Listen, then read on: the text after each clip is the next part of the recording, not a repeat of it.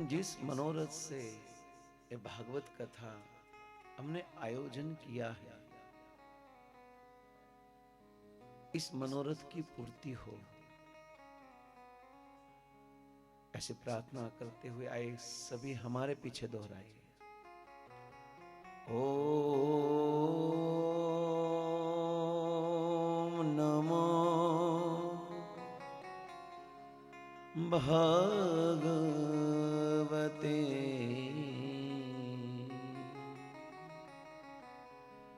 वासुदेवाय।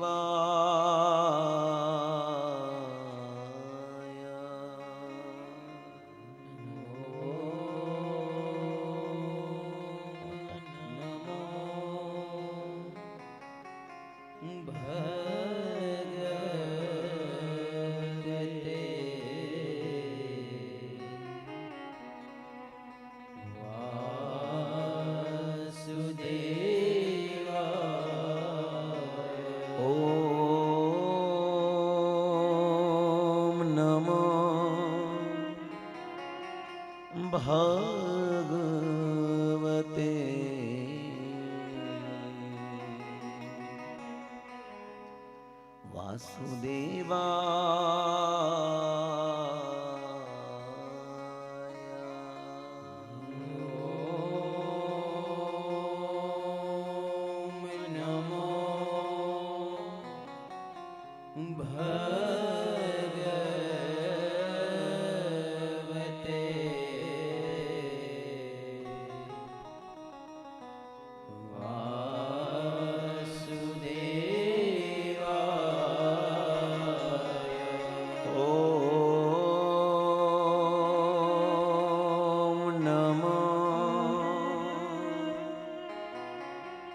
भगवते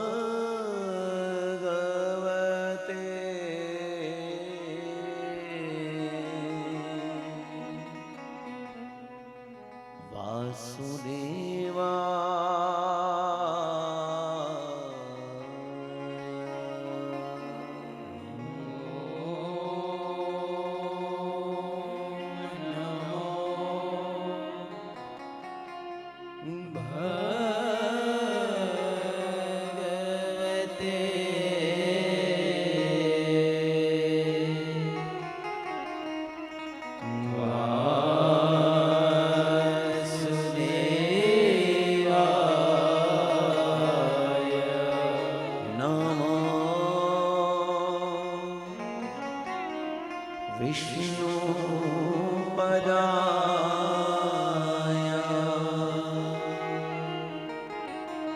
कृष्ण पृष्ठाय भूतले श्रीमते भक्तिवेदांत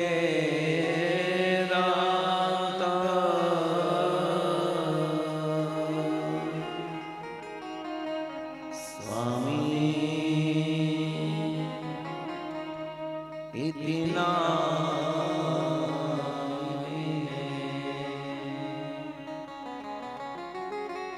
नमस्ते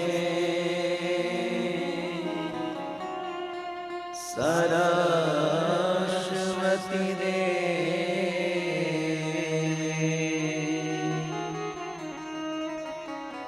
गौरवाणी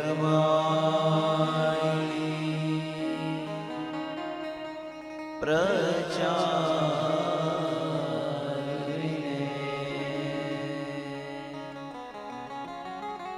निर्विशेष शून्यवादी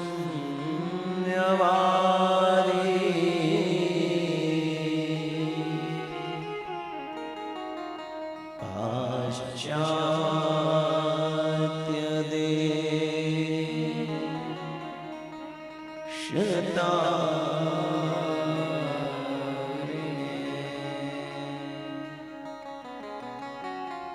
जय श्री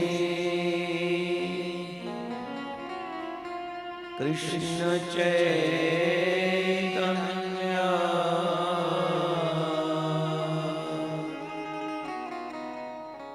प्रभो नित्यानंद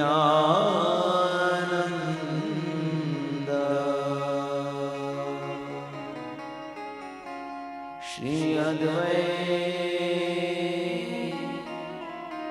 गदाधर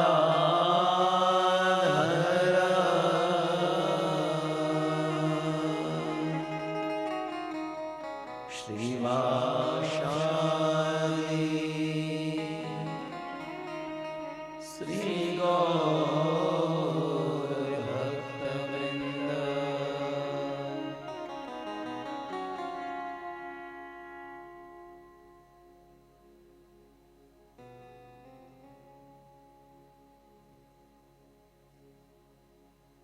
हाथ उठाकर हरे कृष्णा हरे कृष्णा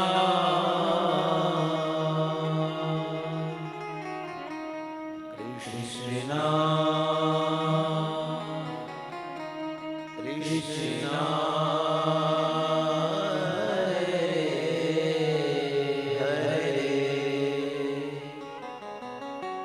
हरे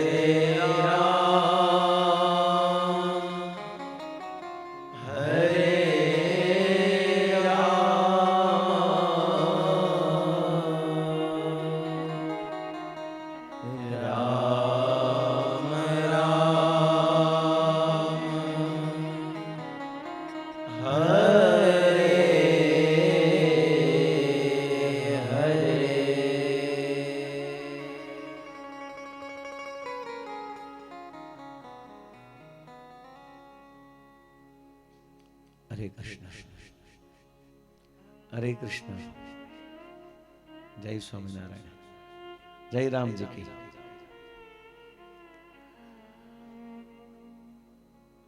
सलिया परिवार ना घर आंगणे एक सुंदर महोत्सव जे बधा उत्सवोनो पण महान पर्व छे એટલે આને મહોત્સવ કહે છે। એક વિશેષ પ્રયોજન, એક વિશેષ મનોરથ આપણા પરિવારમાં, આપણા ઘરમાં એક ભગવાનના ભક્ત આવવાનો છે।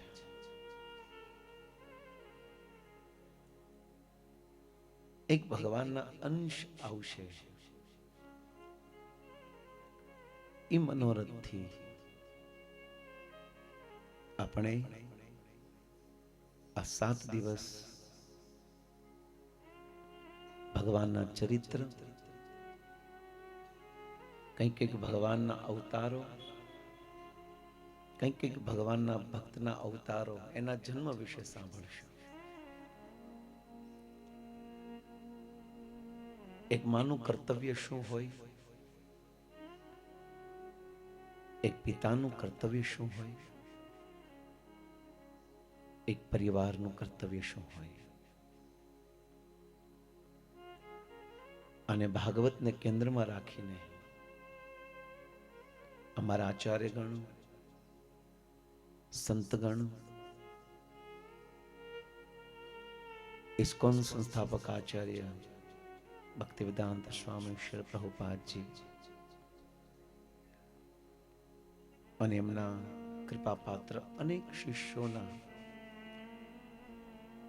મુખામૃતમાંથી નીકળેલા કોઈ વચન નહીં, કોઈ ઉપદેશ નહીં, હૃદયગમ્ય કરવાનો પ્રયાસ કરીએ। સ્થાન તો અદ્ભુત છે, બસ હવે કાન લાવવાના છે। અને કાન આવશે તો કાન કુંવર આવી જ જશે।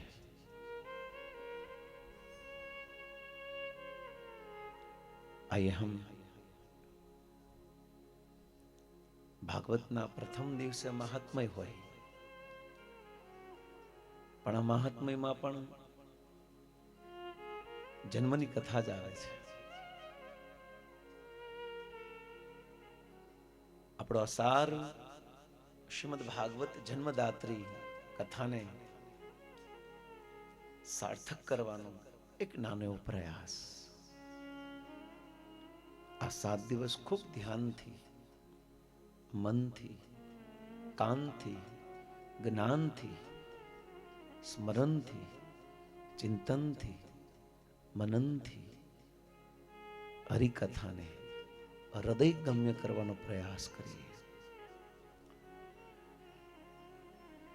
આ ભાગવત ની મહિમા તો અતિ અપાર છે. અતિ અપાર ચરિત બર જે નૃપ સેતુ કરાય. આ ભગવાનના ચરિત્ર તો અતિ અપાર છે, આનો કોઈ પાર ન કરી શકે. અતિ અપાર ચરિત્ર જે નૃપ સેતુ કરાય. નૃપ એટલે કે રાજા. એક સેતુ કરાય, એક બહેતા પાણીમાં, એક પ્રચંડ વેગધારામાં કોઈ પણ વસ્તુ પ્રવેશ કરે તો એ ધારા એની સાથે ખેંચીને જાય. એ ધારામાં કોઈ પણ વ્યક્તિ, માની લો પ્રચંડ વેગ ધારાની વ્યાખ્યાનો અર્થ કે હાથી પણ એ ધારામાં પડે તો એ તણાઈને વયો જાય, એવી પ્રચંડ ધારા. આ પ્રચંડ ધારાને અગર પાર કરવી હોય તો હાથી જો તણાઈ જતા હોય તો આપણે શું કહેવાય? તો એનો રસ્તો શું? અતિ અપાર ચરિત બર જે નૃપ સેતુ કરાય. અગર આ પ્રચંડ વેગ ધારાને પાર કરવું છે તો અગર કોઈ રાજા આજ પ્રચંડ વેગવતી નદી ઉપર કોઈ પુલ બનાવી દે તો માણસો નાની એવી કીડી પણ ચાલીને પાર કરીને વહી જાય. જે પ્રચંડ વેગધારાને પાર કરવા મોટા મોટા હાથી માટે પણ અસંભવ છે, પણ કોઈ રાજા અગર ઈ વેગવતી નદી ઉપર સુંદર એક બ્રિજ બનાવી દે, પુલ બનાવી દે તો મનુષ્ય સાથે નાના નાના ઘણા કીડાઓ પણ પાર કરી જાય. એવી જ રીતે આ ભવસાગરની પ્રચંડ ધારામાં હું ને તમે અનેક વાર જન્મ લીધા, ક્યારેક મર્યા, ક્યારેક જન્મ લીધો, ક્યારેક મર્યા. આ ધારા ક્યારેક આપણે ડૂબાડે, ક્યારેક આ ધારા બહાર કાઢે. ડૂબેલો વ્યક્તિ તરત નથી મળતો, આપને ખબર છે, એ 2-3 વાર બહાર આવે છે. એમ અનેક જન્મથી આ ભૌતિક આ ભવસાગરની આ પ્રચંડ વેગધારામાં હું ને તમે ઘણી વાર કભી સ્વર્ગ ઉઠાય, કભી નર્ક ગિરાય, ક્યારેક ક્યારેક ઉપર આવ્યા છે, ક્યારેક નીચે ગયા છે. પણ આ વેગવતી આ પ્રચંડ આ જન્મ મરણરૂપી આ ભવસાગરની ધારામાં જો કોઈ સાધુ, કોઈ સંત જો બ્રિજ બનાવી દે તો નાનામાં નાનો વ્યક્તિ પણ ભવસાગર પાર કરી જાય. એવી જ રીતે આ ભાગવત એક સેતુ છે. આ ભાગવત સેતુ ભવસાગરને પાર કરાવી દે છે. બસ શરત એટલી છે, હું અને તમે ભાવથી, અંતઃકરણથી, પ્રેમથી બસ આ ભાગવત રૂપી સેતુ પર ચડી જઈએ તો નિશ્ચિત આ ભવસાગરને પાર કરીને દ્વારકાધીશના દર્શન થઈ જાય છે. કૃષ્ણ ખડે હે, બસ કૃષ્ણને આપણી વચ્ચે ખાલી એક અંતર નથી પણ આપણે બનાવી દીધું છે. હમ કૃષ્ણ સે ही दूर हो चुके हैं, हम भगवान के साथ ही थे, हैं और रहेंगे, परंतु भगवान के साथ हमने कुछ संबंध तोड़ने के कारण, संबंध तोड़वाने કારણે આપણે ભગવાનથી બહુ દૂર ચાલ્યા આવ્યા છે. અગર પાછું આવવું હોય તો એક ભાગવત એક સેતુ છે. बस इस भवसागर को पार करना है. प्लवम सुकल्पम गुरु कर्णधारम, एकादश स्कंद गुरु कर्णधार है. नृदेहम आद्यम सुलभम सुदुर्लभम. આ મનુષ્ય શરીર બહુ મુશ્કેલીથી મળ્યું છે. આપણા ઘરે જે મહેમાન આવવાના છે એ પણ અનેક જન્મના ભ્રમણ ચક્ર કર્યા પછી બહાર આવે છે. આ મનુષ્ય બનવા માટે બહુ બહુ મોટી કિંમત ચૂકવવી પડે છે. આમ નામ સરળ નથી મળતું. બસ આપણે આની વેલ્યુ ખબર નથી ને એટલે આનો મિસયુઝ કરી રહ્યા છે. આની જ્યારે સમજણ થશે ને કે આ કેટલું રેર છે, ત્યારે આની વેલ્યુ અપને આપ વધશે. એક મનુષ્ય શરીર મેળવવા માટે આપણે વિચારી નહીં શકીએ એટલી મોટી કિંમત ચૂકવવી પડે છે. અને કિંમત ચૂકવીને જ્યારે આપણા ઘરમાં, આપણા પરિવારમાં એ બાળકનો જન્મ થાય છે, કેવડી મોટી જવાબદારી છે. એટલા માટે આ બાળકને સુસંસ્કૃત, સુસંસ્કારિત અને ભગવાનના શુદ્ધ ભક્ત તરીકે અનેક સ્વભાવ અને સદગુણો લઈને પ્રવેશ કરે એવી ઠાકોરજી ની સામે મનોરથ કરીએ. ભગવાન બહુ દયાળુ છે. નિશ્ચિત આપણા સાચા ભાવથી કરેલી પ્રાર્થનાને સાંભળે છે. આ ભાગવત ખૂબ પ્રેમાળ છે, દયાળુ છે. હે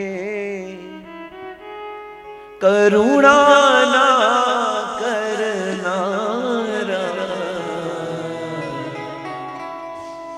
તારી કરુણાનો કોઈ પાર નથી.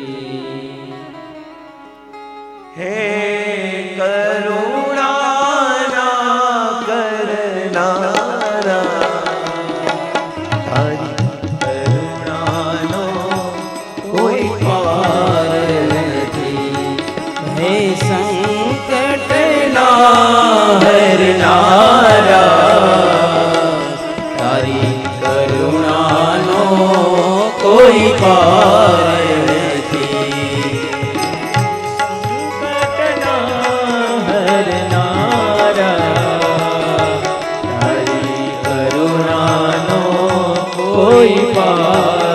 નથી.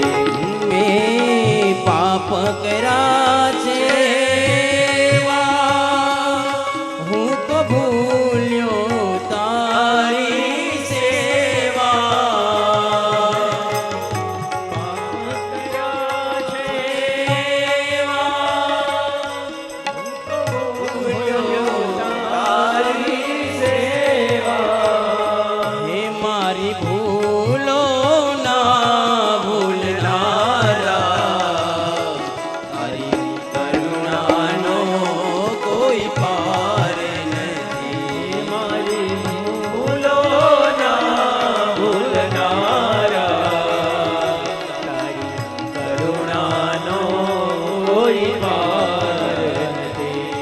હરે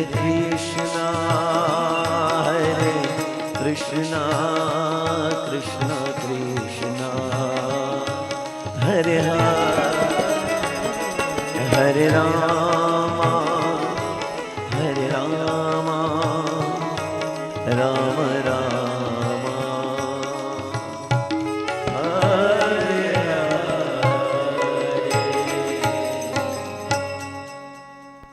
આ ભાગવત એક પ્રેમનો સેતુ છે બસ. અને સંતો તો કથાને પ્રેમનો પરબ કહે છે. આપણે સાંભળ્યું છે પરબ ધામ, અને ઘણા પણ પાણીનો પરબ લખ્યું હોય કે કોઈ પણ તરસ્યો વ્યક્તિ, કોઈ ભી પ્યાસા વ્યક્તિ अपनी प्यास को बुझा सकता है. એટલા માટે બહાર ગરમીની સિઝનમાં મોટા સુંદર માટીના વાસણથી માટલામાં પાણીની સેવા હોય છે, જેને આપણે કહીએ પાણીનો પરબ. એમાં ભાગવત કથા પણ એક પ્રેમનો પરબ છે. શરત શું છે? આ કથા બિન સાંપ્રદાયિક પરબ છે. આમાં નહીં કે આ સંપ્રદાય વાળો સાંભળી શકે, આ નહીં. કથા જે છે બિન સાંપ્રદાયિક પરબ છે. ભગવદ ગીતામાં 700 શ્લોક છે. એમાં એક પણ જગ્યાએ હિન્દુ શબ્દ નથી લખ્યો. આ કોઈ સાંપ્રદાયિક ગ્રંથ નથી, આ તો બિન સાંપ્રદાયિક ગ્રંથ છે, બધા માટે છે. અને પાણીના પરબમાં આવનાર કોઈ પણ હોય, ગમે એવો હોય, સ્નાન કરેલો હોય, સ્નાન કર્યા વગર આવ્યો હોય, બસ નળ ખોલે એટલે પાણી પી શકે છે. પાત્ર ન હોય તો હાથેથી પી શકે છે. કારણ કે પાણીનો સ્વભાવ, આ પરબનો સ્વભાવ, કોઈ પણ વ્યક્તિ આવે એને પાણી પીવડાવવું છે. એમ ભાગવતનો સ્વભાવ પણ પ્રેમ પીવડાવવો છે. એના નીચે કોઈ પણ આવે, સ્નાન કર્યા વગર આવે, સ્નાન કરીને આવે, શુદ્ધ અવસ્થામાં આવે, અશુદ્ધ અવસ્થામાં આવે, કોઈ પણ સંપ્રદાયનો હોય, બસ શરત એટલી છે, પાત્ર હોવું જોઈએ. પાત્ર હશે તો આ પ્રેમનો રસ એના હૃદયરૂપી પાત્રમાં આવશે. તો આપણે પણ બધા આ ભાગવત રૂપી આ પ્રેમના પરબની નીચે આપણા હૃદયના પાત્રને તૈયાર રાખીએ કે આ ભાગવતનો રસ એક પણ ટીપું, એક પણ બિંદુ બહાર ન જાય, આપણા હૃદયમાં આવીને બેસે. એ ભાવથી કથા સાંભળવી જોઈએ. પહેલી શરત આ છે. કારણ કે વસુદેવ સુતમ દેવમ કંસ ચાણૂરમર્દનમ દેવકી પરમાનંદમ કૃષ્ણ વંદે જગદ્ગુરુ.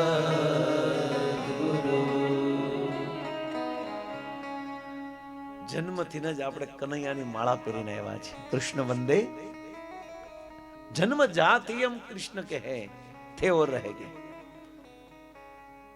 એ કૃષ્ણને પાવન ચરિત્રને સાંભળવા છે. એટલા માટે આ ભાગવત એક પ્રેમ રૂપી પરબ છે. બસ પાત્રતા હોવી જોઈએ. અને પાત્ર પણ કેવું હોવું જોઈએ? ખાલી. જો પાત્ર ભરેલું હશે, અચ્છા પાત્ર શેનું ભરેલું હોય? ઊંઘનું. અહીંયા કેવી હારી ઊંઘ આવે. અને જેમ જેમ સમય જતો જાય છે એમ તો ઘાટી થતી જાય. કેમ છાશ જેમ જેમ સમય જતો જાય એમ ઘટ થતી જાય, એમ ઊંઘ પણ ઘાટી થતી જાય. એમાં સરસ ટેકો મળ્યો હોય, સુંદર સુંદર મ્યુઝિક આવતું હોય, અને આખા દિવસના થાકી ગયા હોય અનુપમા જોઈને, કામનું તો કેમ કેવું, અથવા કામથી થાકી ગયો તો શાંતિથી અહીંયા બેસીને બહુ સરસ આયોજન કર્યું છે કે ભાઈ ભાનુબેન કે અહીંયા આવીને એ સરસ મસ્ત હોઈ જશું, કીર્તન થાય તો ઉભા થઈને કીર્તન કરશું, પછી પ્રસાદ લેવી આવીશું. નહીં, કયું પાત્ર, કઈ વસ્તુ જે છે, કયું ખાલી શું રાખવું. એટલા માટે આને ખાલી કરીને આવજો. આપણે ચપ્પલ આપણે થેલીમાં નાખીએ ને, એમાં બધું થેલીમાં નાખીને આવજો. ઊંઘ, ઈર્ષા, દ્વેષ, કપટ, કામ, ક્રોધ, લોભ, અહંકાર, ઈર્ષા, આ બધું આ ચંપલ હારે અંદર નાખી દેવું, પછી ભીષણ બંધ કરી દેવું, પછી ખુલી જાય એટલે પાછું મળી જાય તમને. પણ ત્યાં સુધી કથા સાંભળે ત્યાં સુધી તો શાંત. જો આ પાત્ર લઈને કથા સાંભળશો તો નિશ્ચિત આ ભાગવતનો રસનું એક ટીપું પણ અંદર નહીં જાય. પણ ખાલી થઈને આવવું પડશે. પાણી ભરવા જવું હોય તો આ ગાગર ખાલી લઈને જવું પડશે. આ નટ નાગરને જો અંદર નાખવું હોય ને તો આપણા હૃદયની ગાગરને ખાલી કરીને જવું પડશે. તો જ આ ભગવાન આ રસ આવશે. આનો અનુભવ કરવો હોય તો. બાકી તો કથા સાંભળે અમે થાકી ગયા, સોફા ફાટી ગયા. બોલો, સોફા બી જરા ઢીલા પડી ગયા, ગાદલા આમ વેર વિખેર થઈ ગયા, જમીનમાં ખાડા પડી ગયા, પણ ફરક જ ન પડ્યો. કેમ? કારણ કે ભર્યા ભારી થઈને બેઠા છીએ આપણે, બધું અંદર નાખીને બેઠા છે. કથા સાંભળવા માટે નેટ એન્ડ ક્લીન થઈ જાઓ, ચોખ્ખા થઈ જાઓ. હૃદયના પાત્રને એકદમ એમ્પ્ટી કરી દો, ખાલી. તો જ આ રસનું આસ્વાદન થશે. અન્યથા કોઈ પણ વસ્તુ નહીં સમજાય. આ પ્રેમના રસને પ્રાપ્ત કરવા માટે આ હૃદયના પાત્રને ખાલી અને ઉત્સાહિત રાખો. ખાલી હોય પણ એમાં પણ બસ એ પાત્રને લેવા માટે તૈયાર. કારણ કે ભાગવત કૃપા જ્યારે વરસે ત્યારે જેને બહુ રણ પ્રદેશમાં પાણીના એક ટીપાની વેલ્યુ છે, એમાં થોડોક વરસાદ પડે તો એક એક ટીપાની વેલ્યુ થાય. એમાં અમે પરિક્રમા કરતા હોય ને ત્યારે 1-1 સેન્ટીમીટરની અમને થાય આ ક્યારે પૂરું થાય. ત્યારે પરિક્રમા કરતા હોય ને, હાલતા કે ચાલતા જે પણ આપણા મનોરથથી આપણે પરિક્રમા કરતા હોય, ગોળધનની પરિક્રમા, તો પછી જ્યારે એન્ડિંગ આવે ને ત્યારે એમ થાય આ કેટલી ક્યારે પૂરું થાય. એ 1 કિલોમીટર 100 કિલોમીટર જેવું લાગે. ત્યારે એની વેલ્યુ ખબર પડે. બાકી નોર્મલ હાલતા હોય આપણે. એમ રણ પ્રદેશમાં પાણીના અભાવથી પાણીના વેલ્યુની ખબર પડે. એમાં કૃષ્ણના રસની વેલ્યુને સમજવી હોય તો આપણે આ પાત્રને ખાલી રાખજો. અને જ્યારે આ પાત્રમાં રસ પ્રવેશ થાય તો એનો અનુભવ કંઈક અલગ હશે. અહીંયા આવ્યા હતા કંઈક અલગ મૂળથી અને જશું કંઈક અલગ ભાવથી. નિમિત્ત તો છે જ, કથાના નિમિત્ત આપણે ખબર છે કે સેના માટે પ્રયોજન તો ખબર, મનોરથ, પણ એની સાથે ફાયદો આપને પણ થશે. તો કથા પ્રેમનો પરબ છે. બસ અને ખૂબ પ્રેમ અને ભાવથી પાત્રતા સાથે સાંભળવાનો પ્રયાસ કરીએ. બીજું સંત કહે છે આ કથા ઔષધિ છે. જે બાળક આપણા ઘરમાં જન્મ લેવાનો છે એ બાળક અનેક જગ્યાએ જન્મ લઈ ચૂક્યો છે. ગીતામાં પણ ભગવાન કહે છે જાતસ્ય હિ ધ્રુવ મૃત્યુ ધ્રુવ જન્મામૃતસ્ય ચ તસ્માत् પરિહાયર્થે હિંસો જીત્વાર્હસી. અનેક વાર જન્મ લઈ ચૂક્યા છે. આ કોઈ નવીન નથી. એમ જે મહેમાન આવવાનો છે ઓલરેડી અનેક વાર જન્મ લઈને અને અનેક વાર મૃત્યુ થઈને પણ પ્રવેશ થશે. પણ હવે જવાબદારી શું છે આપણે? શું એક મા બાપ બનવું એ જવાબદારી છે? નહીં. એ બાળક, એ સંતાન જે આપણા ઘરમાં આવવાનું છે એ અનેક અનેક જન્મના ભ્રમણ ચક્ર કર્યા પછી કોઈક આશાએ આપણા ઘરે આવે છે. સમજો, આજ પ્રવચન હશે આપણું. એ જે બાળક આપણા ઘરે આવે છે તો કોઈ મોટી આશાએ આવે છે. કઈ આશા? ધન સંપત્તિ માન પ્રતિષ્ઠા પદ એ તો એના કર્મ પ્રમાણે મળી જ જવાનું છે. એ કોઈ નવીન વાત નથી. પણ એ કઈ આશાએ આવે છે? અનેક જન્મના ભ્રમણ ચક્ર પછી જે બાળક, જે સંતાનનો જન્મ થાય છે એનું રીઝન શું છે? એની આશા શું છે? એની મહત્વાકાંક્ષા શું છે? એના જન્મ લેવાનું કારણ શું છે? શાસ્ત્ર ને ભાગવત કહે છે કે બાળક એકવાર જન્મ લીધા પછી એ પરિવાર અને એના મા બાપ એવું ધ્યાન રાખે કે બાળકને બીજી વાર જન્મ ન લેવો પડે એવી જવાબદારી સાથે ને પ્રવેશ કરે. અર્થાત એનો એન્ડ છેલ્લો જન્મ હોય. કારણ કે બહુ ચક્રમાં ભ્રમણ કર્યા પછી એક જવાબદારી સાથે આપણા ઘરમાં આવે છે. બહુ મોટી જવાબદારી છે. આપણું ગઢ પણ પાળે કે ન પાળે એ તો સેકન્ડરી વસ્તુ છે. પણ જવાબદારી એ છે કે બહુ મહત્વાકાંક્ષી આશાથી બાળક આપણા ઘરે આવે છે. એને એના મૂળ માર્ગ સુધી પહોંચાડવાની જવાબદારી પરિવાર અને મા બાપની હોય છે. એટલા માટે આ કથા એક ઔષધિ છે. એ જે બાળકના જન્મ મરણના રોગને નષ્ટ કરવાની દવા ભાગવત છે. આ કોઈ ફેશન નથી કે ચાલો હવે મૂળ ચેડો કરી નાખીએ, કોઈ કામ નથી, મંદી હાલે છે, કથા સાંભળો, કમસે કમ ટાઈમ પાસ તો થાય. આ કોઈ ફેશન નથી. આ હરેક જીવની જવાબદારી છે. એટલા માટે ભાગવત એક એવી ઔષધિ છે, એક એવી દવા છે જે દવા જે પણ આ સંસારમાં જન્મ લીધો છે અથવા જન્મ લેવાનો છે એના માટેની દવા ભાગવત છે. અને સૌથી મોટી દવા ઔષધિના રૂપમાં કોઈને મળી હોય તો ભાગવતના મુખ્ય શ્રોતા પરીક્ષિત મહારાજને. આ પરીક્ષિત મહારાજને આ કથા રિયલ ઔષધિના રૂપમાં મળી. કેમ? કારણ કે પરીક્ષિત મહારાજ 7 દિવસમાં મરવાના હતા. એટલા માટે આ દવાનું કામ કર્યું છે પરીક્ષિત મહારાજે, જેનું વર્ણન શ્રીમદ ભાગવતમાં આવ્યું છે. અહીંયા શ્લોક પણ ગવાશે. અહીંયા ખાલી આમ કથા નહીં થાય પણ શ્લોક સાથે. નિવૃત્ત તરસે ઉપગીયમાના ભવ ઔષધીશો મનો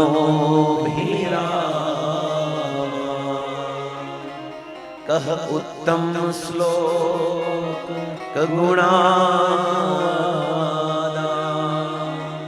ઉમાન વિરજ્યે તબિના પશુ. બહુ સરસ દવા. આ દવા બતાવી.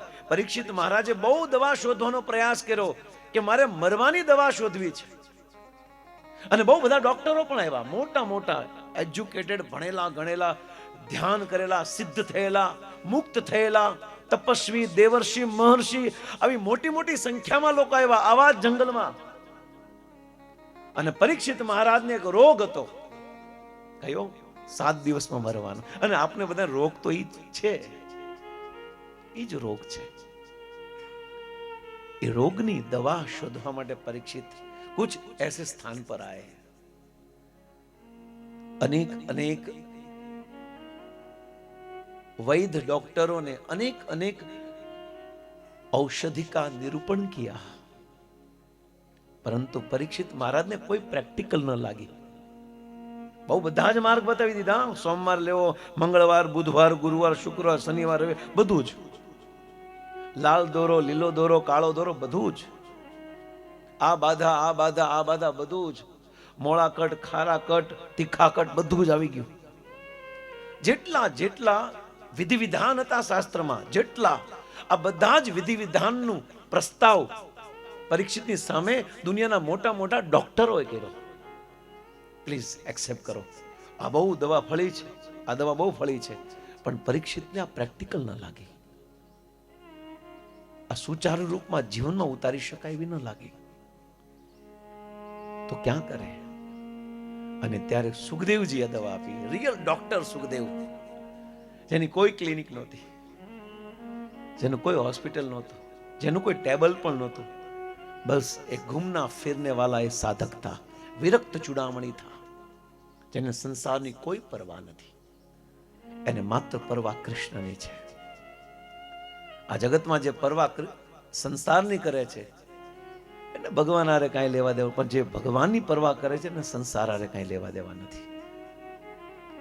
જેના તેજને, જેના નિરૂપણને, જેની સાધના, જેની સાદગી, જેની વિનમ્રતા જોઈને પરીક્ષિત મહારાજ પ્રભાવિત થઈ ગયા. ચહેરા સુંદર, તેજસ્વી તો અત્યારે કોસ્મેટિક સાધનો બહુ આવી ગયા છે.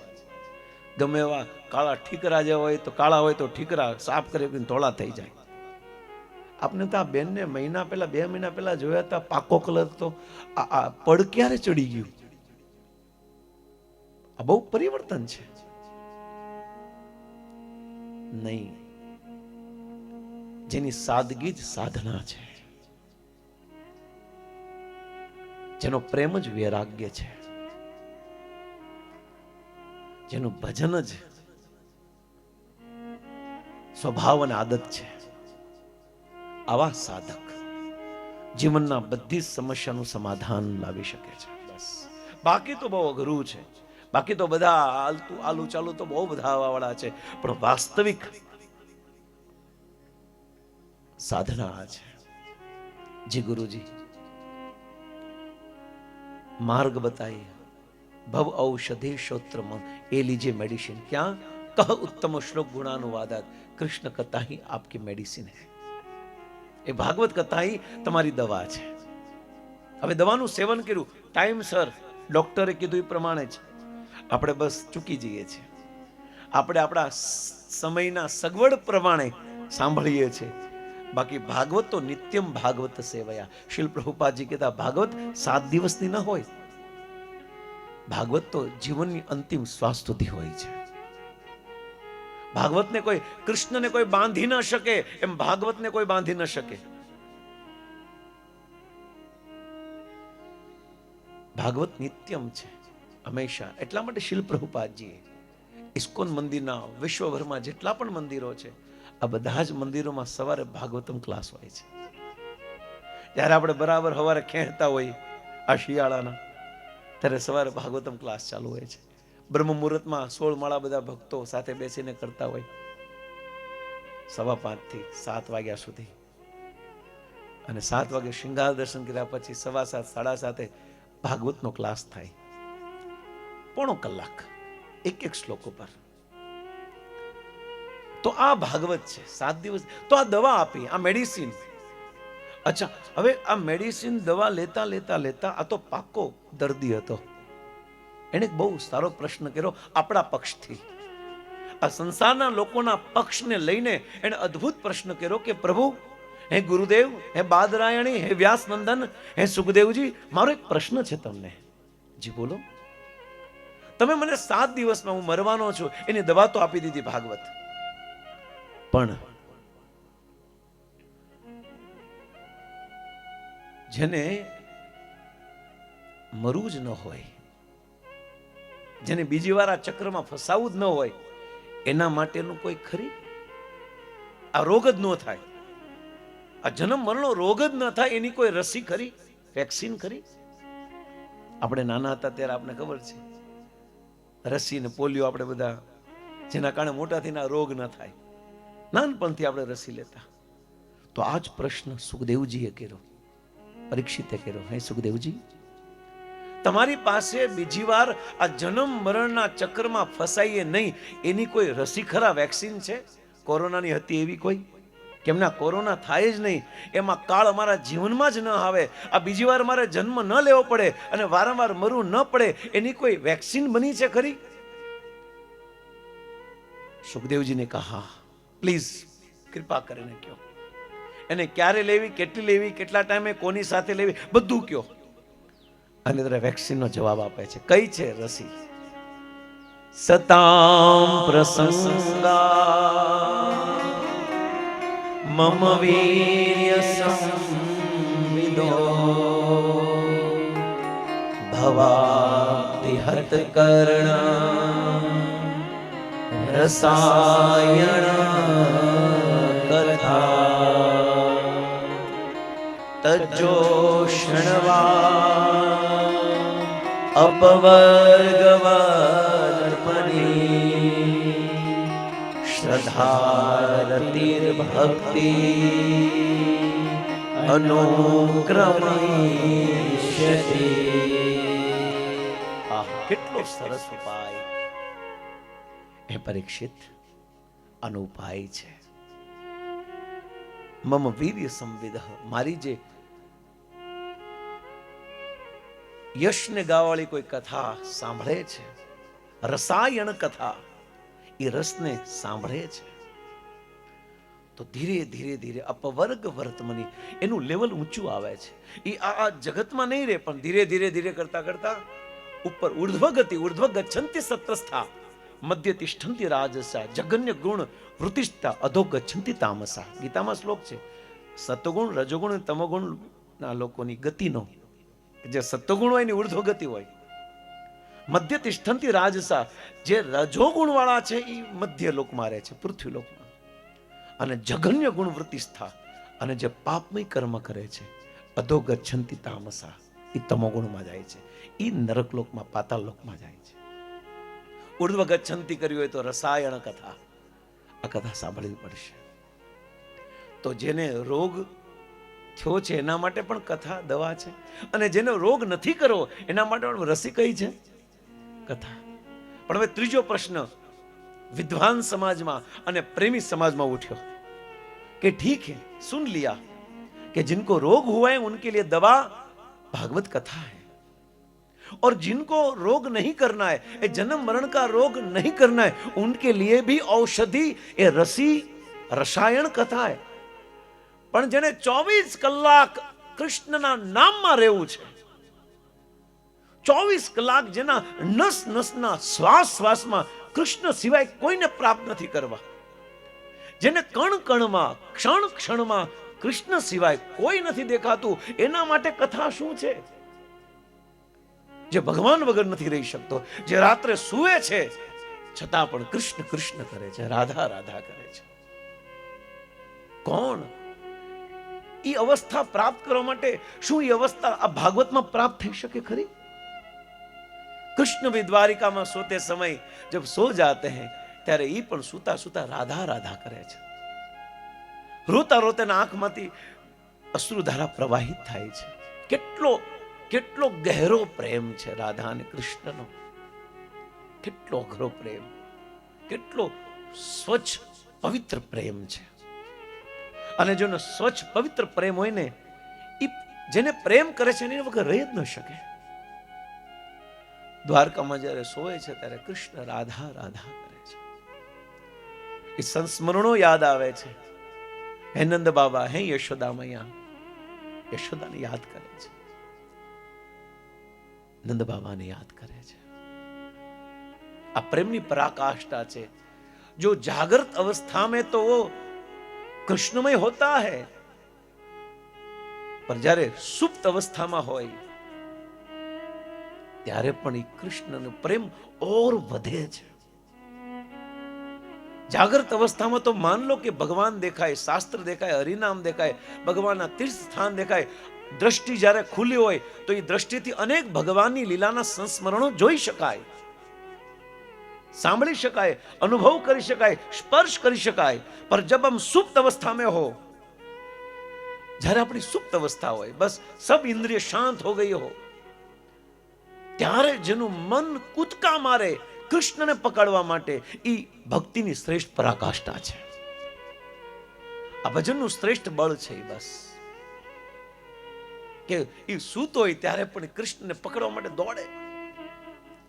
એને એમ લાગે કે હું સૂઈ રહ્યો છું, અમારો એક સેકન્ડ સુવાનો બગડી રહ્યો છે, કારણ કે જો હું સૂઈ જઈશ તો એક સેકન્ડ ભગવાનનું ભજન નહીં થાય. કેટલી પીડા તો જો, કેવી પીડા છે. એક સાધકોની, એક ભક્તોની, એક વૈષ્ણવની અને એક પ્રેમી ભક્તોની પીડા જો. એના માટે એક મિનિટ શું પણ એના માટે બહુ મોટો દર્દ છે, પીડા છે, કે હું સૂઈ જઈશ તો મને ભગવાનનું સ્મરણ નહીં થાય. આ ભજનની અવસ્થા છે. આ ભજનની શ્રેષ્ઠ અવસ્થા છે. અને હું તમે ખાલી હજી શરૂઆત નથી કરી. भजन की अवस्था कृष्ण के बिना रह नहीं सकते हम. बस हर जगह पर भगवान का स्मरण हो. कई अवस्था है, शू ये अवस्था आप भागवत आपी शके खरा? અમારે રોગ દૂર નથી કરો, અમારે વારંવાર જન્મ લેવો છે, ચાલો, પણ અમારે જન્મ લેતા લેતા બસ એક ક્ષણ માટે પણ કૃષ્ણ ચુકાય નહીં, કૃષ્ણ ભૂલાય નહીં, કૃષ્ણનું સ્મરણ વિચ્છેદ ન થાય. એ કરવું હોય તો શું એ વસ્તુ અહીંયા મળી શકે ખરી આમાં? અને છે તો કઈ? અને કોણે એનો અનુભવ કર્યો છે કે ખાલી વાતો જ કરી છે? मान लो परीक्षित प्रश्न पूछे सुखदेव जी को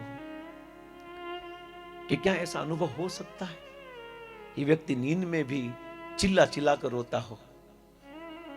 जब चैतन्य महाप्रभु कृष्ण ने याद करता करता गंभीर जगन्नाथपुरी गंभीराમાં રડે છે. શું આવો ભાવ આવી શકશે ખરા? કે બસ દુનિયાને દેખાડવા જ ભજન કરીએ છીએ?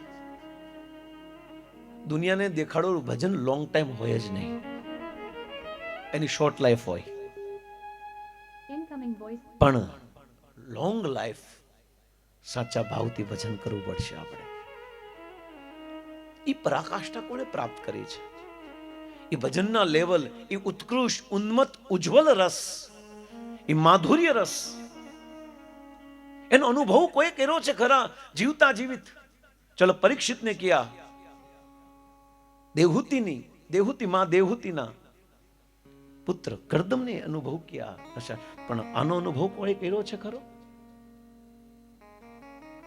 तो हाँ, आ रसनो अनुभव कर्यो छे व्रजनी गोपीओए. अनुभव कोने कर्यो छे? व्रजने एक एक क्षण कृष्ण को याद किया है, एक एक क्षण भगवान नु स्मरण कर्युं छे. એના માટે કથા શું છે? આવા પ્રેમી ભક્તો માટે કથા શું છે? નાટકવાળા માટે કંઈક અલગ છે, જે રોગી છે એના માટે કંઈક અલગ છે, જેને રોગ નથી કરવો એના માટે કંઈક અલગ છે, જેને દુનિયામાં દેખાડવું એના માટે ભજન અલગ છે, જેને ખાલી શોબાજી કરવી છે એના માટે અલગ છે, જેને ડબલ રોલ નિભાવવા છે એના માટે ભજન અલગ છે, પણ જેને સાચું ભજન કરવું છે એના માટે ભાગવત શું છે? એના માટે ભાગવત ગોપી કહે છે શું છે? તવ કથામૃતમ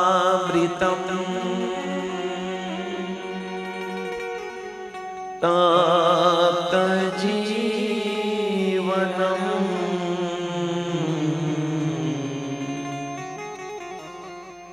કવિ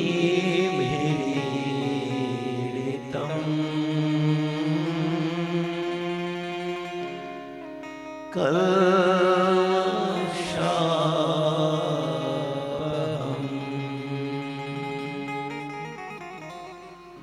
શ્રવણમંગલમ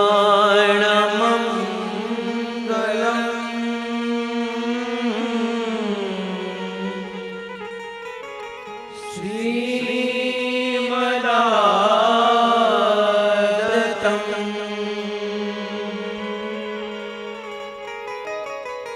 ભુવિ ગૃહન્તિ તે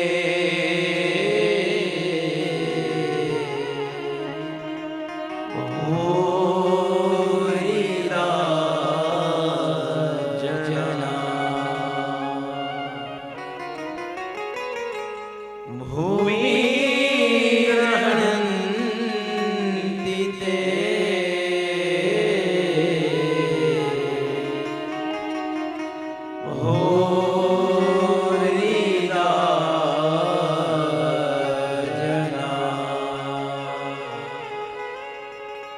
પરીક્ષિત માટે આ કથા દવા છે. ભગવાનની માં દેહુતી માટે કથા રસાયણ છે, પણ ગોપીઓ માટે કથા અમૃત છે. તવ કથા અમૃતમ.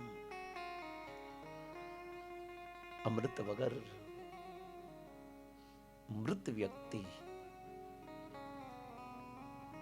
અમૃત સાથે સચેત થઈ જાય એમ કૃષ્ણની સ્મરણ થતા જ પણ જેના શ્વાસ સંપૂર્ણ ખલાસ થઈ ગયા હોય પણ કૃષ્ણની મજબૂત યાદ આવી જાય તો પુનઃ એ જીવ શ્વાસ લેવા મળે છે.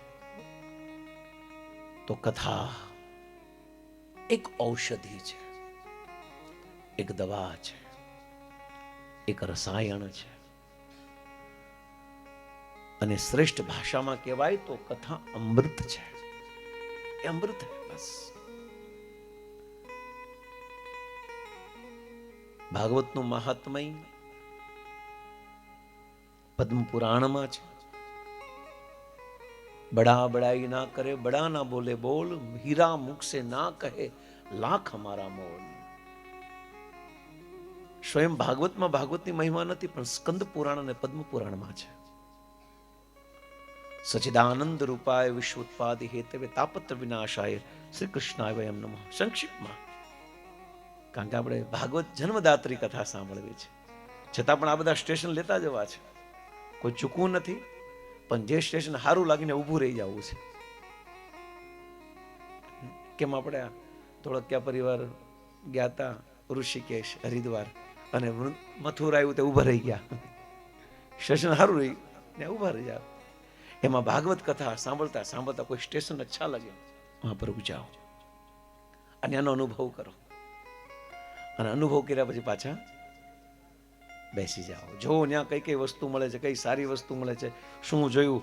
એમ આ ભાગવતના હરેક પ્રસંગ આપણા જીવનના અનુભવ કરવા માટે છે. આ ભાગવત રૂપી ટ્રેનમાં કોઈ સારો પ્રસંગ આવે તો નીચે ઉતરી જાઓ અને નીચે ઉતરીને આ પ્રસંગને જુઓ, માણો, એના હર એંગલથી આને જુઓ અને હર એંગલથી જોયા પછી એનું નિરૂપણ કરીને, અવલોકન કરીને પછી જીવનમાં ઉતાર અને પાછા બેસી જાઓ. એ આપણા જીવનની ડાયરી બનાવો.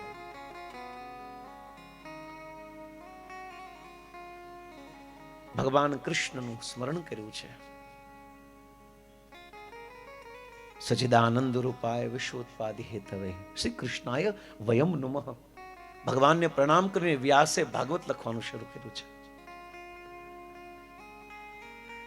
એવી જ રીતે શિક્ષાપત્રીમાં પણ મહારાજ જ્યારે શિક્ષાપત્રીની શરૂઆત કરી તો એને પણ શ્રી કૃષ્ણાય હૃદય ચિંતય, હું મારા હૃદયમાં એ કૃષ્ણનું ચિંતન કરીને શિક્ષાપત્રીનો શુભારંભ કરું છું. તો માનો કોઈ પ્રશ્ન પૂછે કે કૃષ્ણ એટલે કોણ, કારણ કે અહીંયા તો હરેક પુરુષનું નામ પણ કૃષ્ણ હોય. તો મહારાજ તમે જે કૃષ્ણનો હૃદયમાં ચિંતન કરીને જે શિક્ષાપત્રી લખી છે તો એ કયા કૃષ્ણ? કદાચ કોઈ પ્રશ્ન પૂછે તો એનો જવાબ પણ મહારાજ આપે છે. વામ યશ સ્થિતા રાધા, જેના વામ ભાગમાં રાધાજી છે. શ્રીયાસ્તિ વત્સ ચિહ્ન, જેના વક્ષસ્થળ ઉપર શ્રીનું ચિહ્ન છે. વૃંદાવન વિહારમ તમ શ્રી કૃષ્ણાય હૃદય ચિંતયે.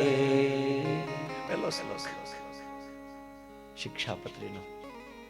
એ કૃષ્ણનું હૃદયમાં ચિંતન કરીને આ સંસારના લોકોને, આ મનુષ્યને એક શ્રેષ્ઠ પથ મળે, રસ્તો મળે, માર્ગ મળે, એટલા માટે ગ્રંથ લખ્યો છે.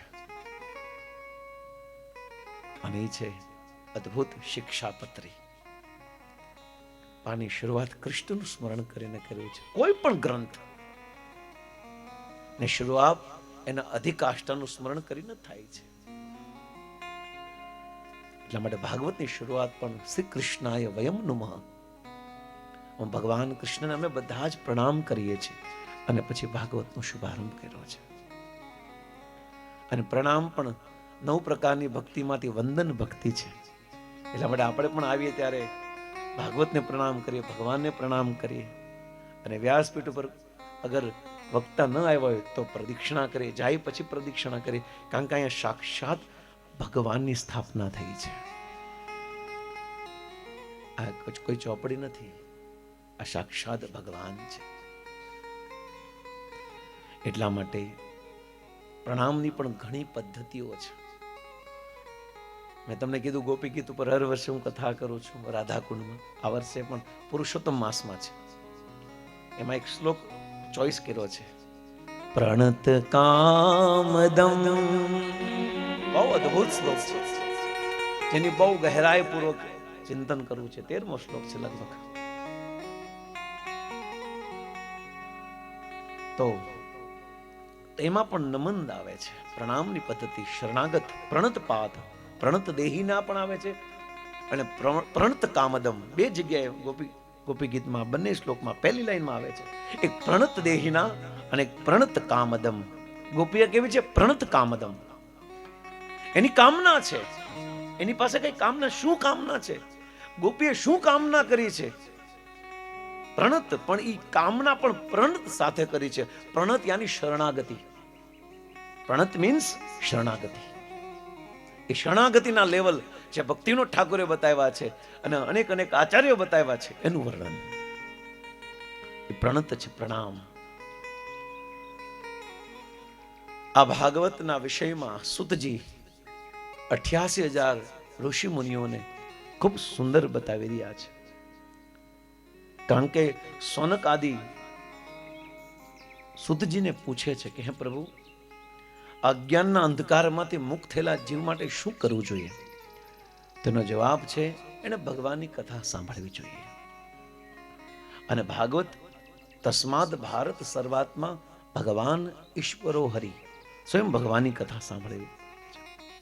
અને આ કથા કોણ સાંભળી શકે છે કે કોણ કરાવી શકે છે એનું વર્ણન પણ કર્યું છે. જન્માંતરે ભવેત પુણ્યમ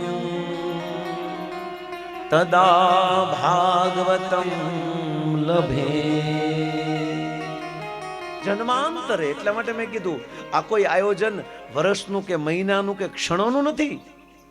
આ ભાગવતનું આયોજન તો બહુ પૂર્વમાં થઈ ચૂક્યું હોય છે, બહુ પૂર્વમાં યોજના થઈ ચૂકી હોય છે. જન્માંતરે ભવેત પુણ્યમ, અનેક જન્મ પહેલા આ આયોજન થઈ ગયું હોય છે. બસ આ નિમિત્ત સમયની રાહ હોય છે.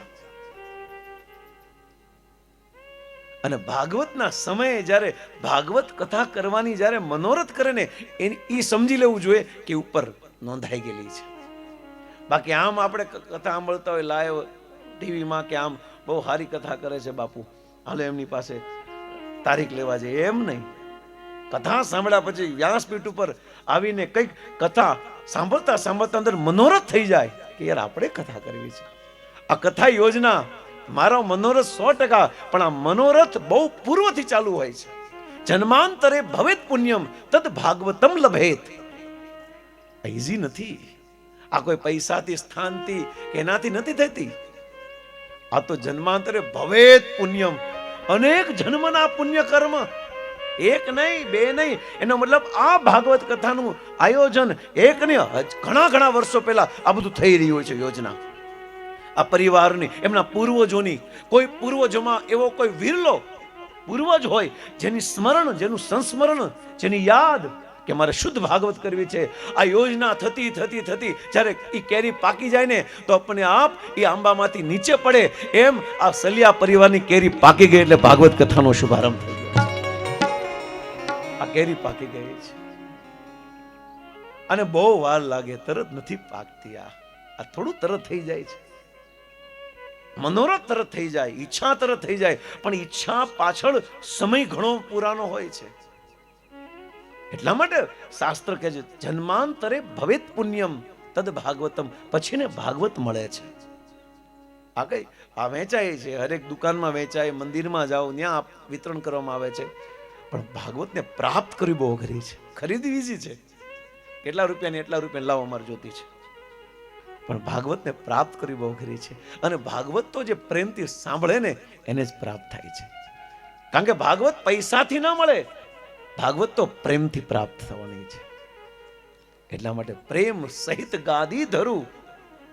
હનુમાનજીની પ્રાર્થના કરે, આઈએ હનુમંતજી બિરાજીએ, કથા કહો શુકનુસા, પ્રેમ સહિત ગાદી ધરું, પધારીએ પવન. આપણે એને પ્રેમ સહિત ગાદી આપે છે, આવો. અને ત્યારે પધારે છે. અતિ હરિ કૃપા જાહી પર હોય. આ વાતની પુષ્ટિ તુલસીદાસજી રામચરિત માનસમાં પણ કરે છે. અતિ હરિ કૃપા જાહી પર હોય,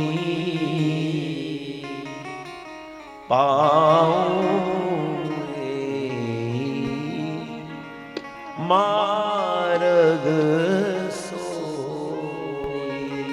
અતિ હરિ કૃપા, બહુ હરિની કૃપા થઈ જાય. અતિ એમને ખાલી હરિ કૃપા નથી, પણ અતિ હરિ કૃપા જાહી પર હોય, જેની પર ખૂબ હરિની કૃપા થઈ જાય. થોડીક નથી વાત. જો શબ્દ સાંભળો અતિ, આપણે કે અતિની ગતિ ન હોય, એમ અતિ હરિ કૃપા જાહી પર હોય, જેની ઉપર હું તો કહું છું આ પરિવાર તો ભાગ્યશાળી છે જ, પણ આ કથાનો મુખ્ય હકદાર જે આ પરિવારમાં એક મહેમાન થઈને આવવાનો છે ને એ છે. કારણ કે એના બળથી આ થઈ રહી છે.